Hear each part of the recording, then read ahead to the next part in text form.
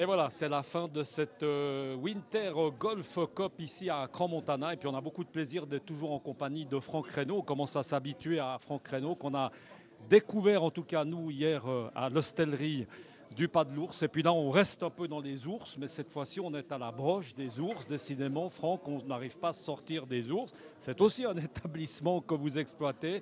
J'ai vu du reste sur la porte, c'est 13 points Go et Millau, on est d'accord. Parlez-nous un peu de cet établissement. On a vraiment l'impression que vous avez envahi un peu cette station, vous êtes omniprésent. Ouais, alors on n'a pas envahi la station, on a juste repris des restaurants avec des formules un peu différentes. Là, la broche des ours, c'est une formule qui nous permet de donner des choses de qualité, donc des poulets rôtis, des côtelets, des choses comme ça, avec un rapport qualité-prix, je pense, très intéressant, toujours en ayant le souci de la qualité de ce qu'on donne. Donc c'est que des viandes suisses, des volailles fermières. Et puis voilà, quoi. Puis c'est un lieu assez convivial, et c'est pour revaloriser un peu le poulet du dimanche. Avant que j'oublie, Franck, je dois vous dire qu'il a fallu que je monte à Crans-Montana pour déguster un magnifique cabillaud. Franchement, là, vous m'avez complètement surpris hier soir, parce qu'un cabillaud comme ça, je vais remonter juste pour le cabillaud. Ah ben c'est sympa alors, ouais, alors On ne trouve pas de cabillaud là, non. Non, alors peu de poissons là, on a vraiment que des choses, on a de la volaille, on a de la viande. Là, vous allez avoir du saumon ce midi, un petit saumon gravlax comme ça. Mais sinon, le cabillaud, c'est plutôt là-bas. Et puis, je suis content que vous ayez aimé le cabillaud hier soir. C'était magnifique, surprenant. C'est la pleine saison, donc c'est le produit. On a essayé de le moins le dénaturer possible. Franck, un petit mot, on n'y est pas, mais il y a aussi la cabane des Violettes. C'est là où vous êtes, dans les 3 endroits, on est d'accord. Alors, la cabane des Violettes, ça, c'est notre restaurant d'altitude que j'exploite avec mon ami et guide de montagne Pierre-Olivier Bagnot. Et ça, c'est une autre forme de restauration, c'est la restauration de montagne. C'est une petite maison et puis on est super content d'y aller, même nous, d'aller se régaler là-haut.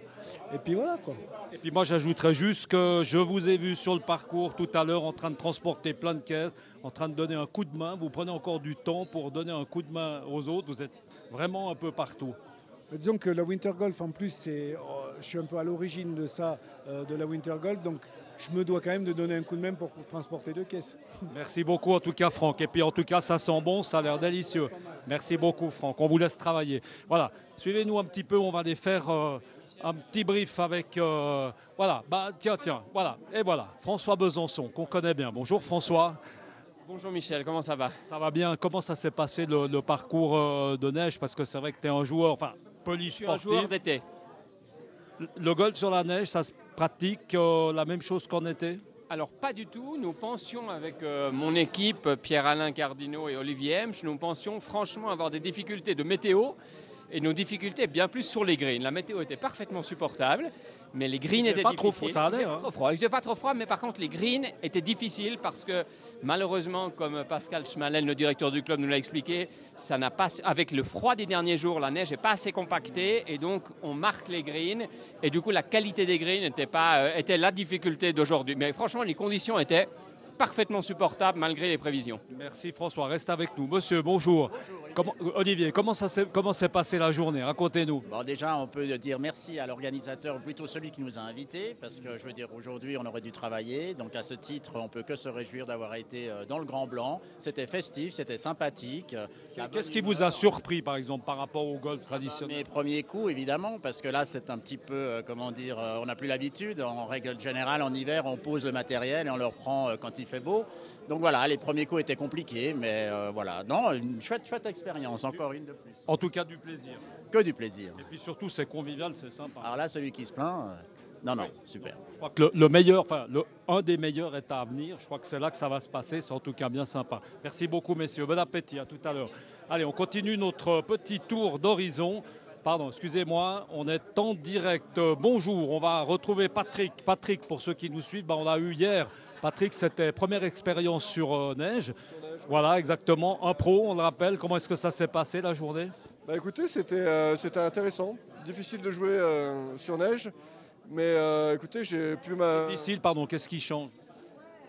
Au niveau des contacts, quoi. Et surtout les appuis. On glisse énormément, c'est difficile de prendre des appuis, de bien utiliser le corps.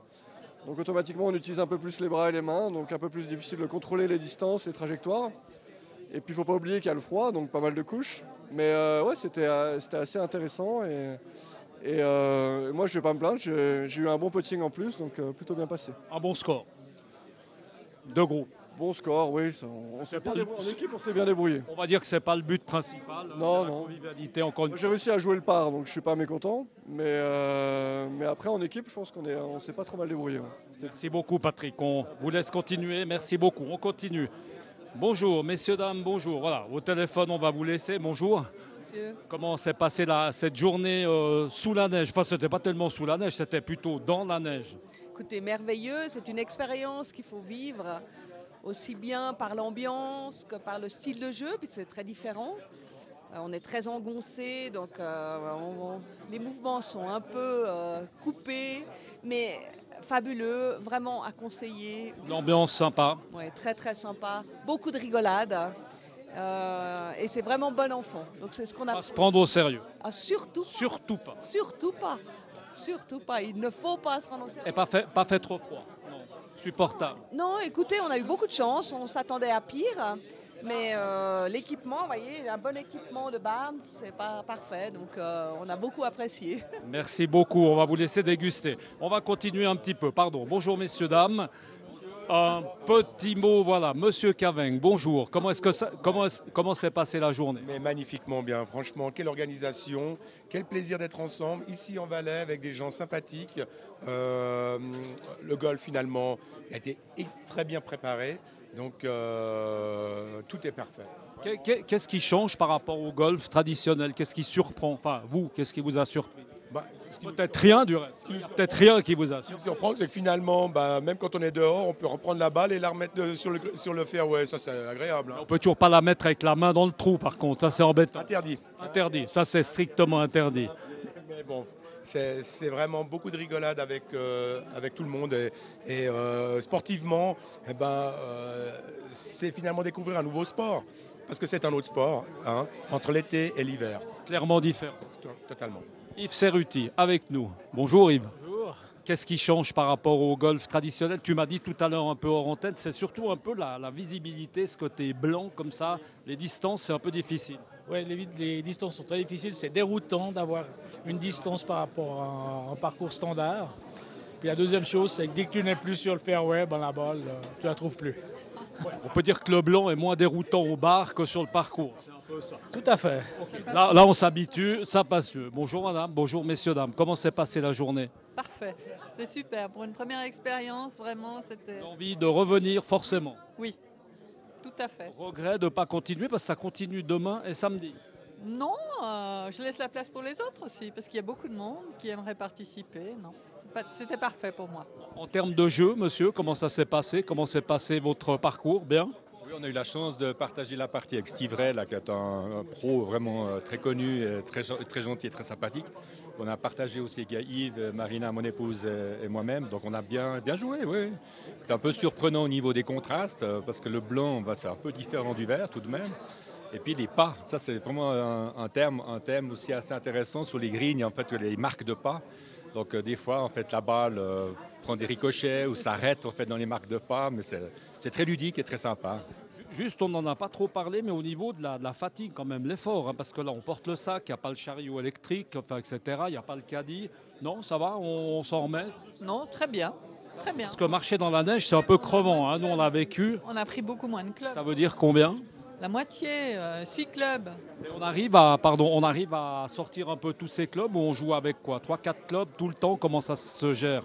En général, en fait, c'est plutôt là. On a pris des demi-séries et puis je pense que c'est encore limité à quelques clubs de la demi-série. Là. Donc, parce que c'est vrai que c'est très étroit. Puis, comme l'a dit Yves, en fait, dès qu'on part un peu sur les côtés avec la haute neige, c'est compliqué. Donc, on essaie de jouer un petit peu plus court que d'habitude et de manière un peu plus prudente que d'habitude. Une fois de plus, il faut jouer droit, enfin comme toujours. Hein. Je crois que le golf, c'est pas forcément jouer long dans les arbres, mais c'est surtout jouer court, mais droit. C'est important, ouais, d'être droit là, surtout, parce que la balle, tu ne la trouves plus. Là, ça veut dire quoi? Ça veut dire que les clubs, vous allez les remettre à la cave, vous ressortez les skis, puis vous allez les ressortir l'été prochain, Yves, par exemple? Non, on continue aux practices régulièrement. à Bellevue. On garde le swing. On garde le swing, on entretient le swing. On ne vous embête pas plus longtemps. Bon appétit. Merci beaucoup d'avoir été avec nous. Merci beaucoup. Merci. Voilà, vous voyez en tout cas que là, il y a vraiment une superbe ambiance. Je regarde si tout près, on n'a pas par hasard Steve Ray, qui est un excellent joueur professionnel. Je regarde et puis on va juste, pardon, excusez-moi, on va juste déranger Marc, partenaire Barnes, on l'avait vu hier. Juste comment est-ce que tu as vécu cette journée comme partenaire? Ça a été, je crois, assez réussi. Oui, puis je crois que tout a été résumé par rapport aux clients que tu as interviewés à l'instant. C'était juste extraordinaire à nouveau, sauf peut-être un peu le vent. Mais non, je pense que c'est une belle année en termes de Winter Golf et on se réjouit de 2020 déjà. Je crois qu'on va dire que malgré le temps, la convivialité, exactement. Je crois que ça a tout rattrapé. Regarde où nous sommes. Je crois que les gens ne se rendent même plus compte qu'il y a eu un sale temps, Marc, on est d'accord. On est d'accord, exactement. En tout cas, l'année prochaine, le rendez-vous est pris. Au revoir aussi. Hein. Merci beaucoup et puis bonne suite parce que la suite, elle s'appelle La Broche qui n'a pas l'air mal. Merci beaucoup, Marc. Merci beaucoup.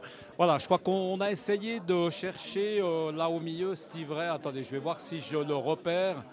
Non, on ne va pas le chercher plus longtemps. On a raté Steve Ray, on en a eu beaucoup d'autres. En tout cas, nous, on a eu beaucoup de plaisir de suivre évidemment cette Winter Golf Cup ici à Crans-Montana. Et puis, on remercie beaucoup l'Office du tourisme de nous avoir conviés ici pour cet événement. Et puis, vous l'aurez compris également, le partenaire principal, Barnes, on se réjouit déjà de vous retrouver sur cette antenne de Direct News. À très bientôt. Ciao.